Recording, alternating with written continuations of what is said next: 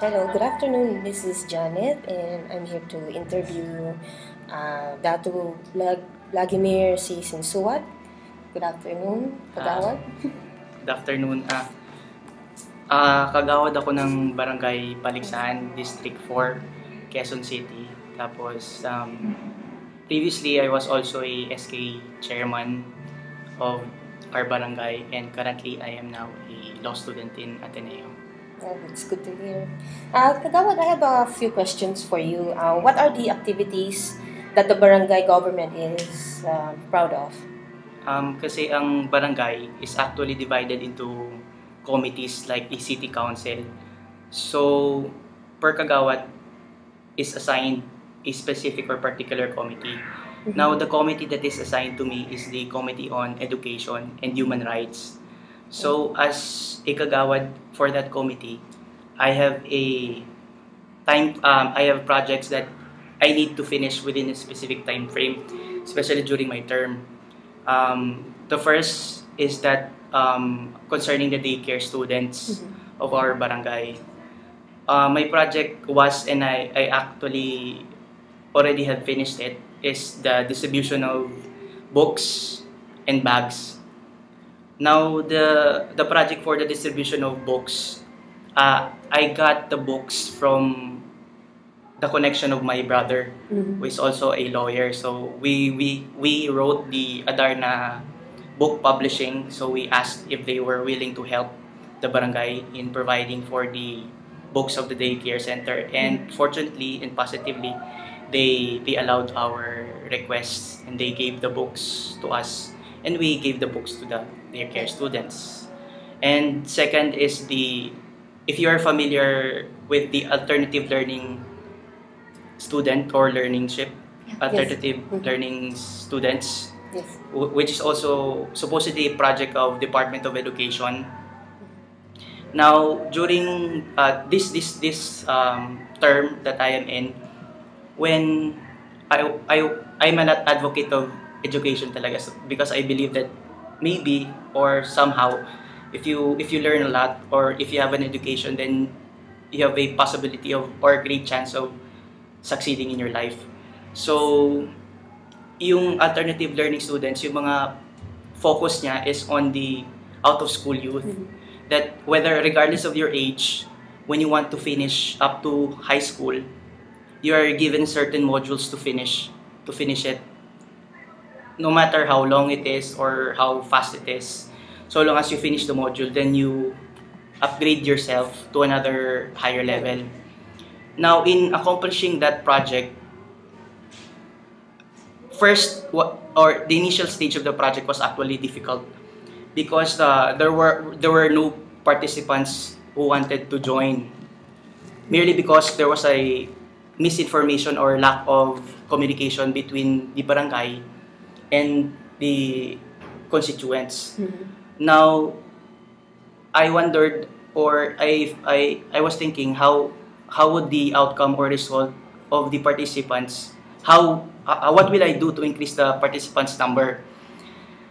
Now, in response to that, I wrote a letter, or after writing the letter, I gave the letter to specific depressed areas so that they would be informed about it, and I requested the barangay staff to deliver the said letter to each houses, whether they be depressed area or not. So thankfully and positively, yung products or result was extremely high. Out of the initial 30 plus, it became 120. So sa District 4, itong barangay yung pinakamataas na participants na nakuha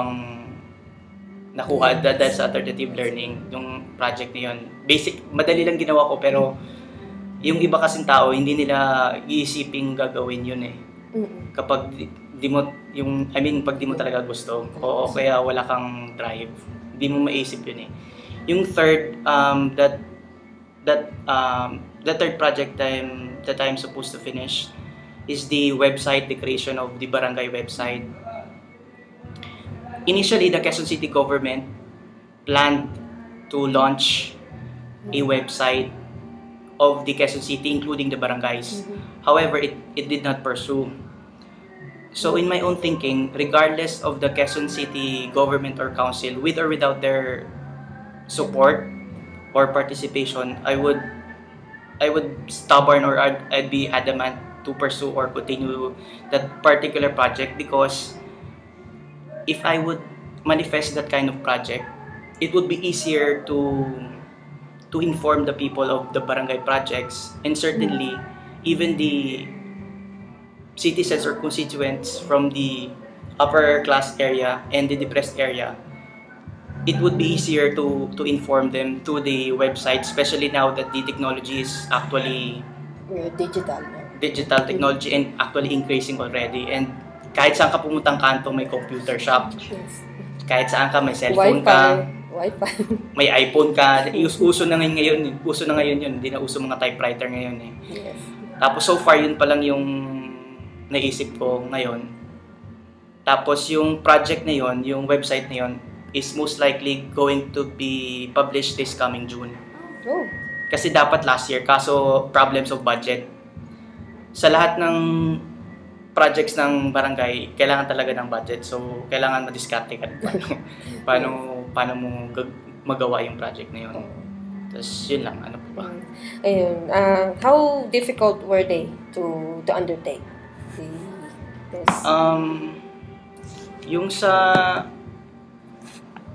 sa daycare students, kailangan mo syempre ng, you need time, effort, and devotion. Sacrifice, ganun. Usually, yeah. Kasi, pag nahirapan ka talaga, I mean, sa tingin ko personally, my own perspective, if you want something, you would actually do everything to get that.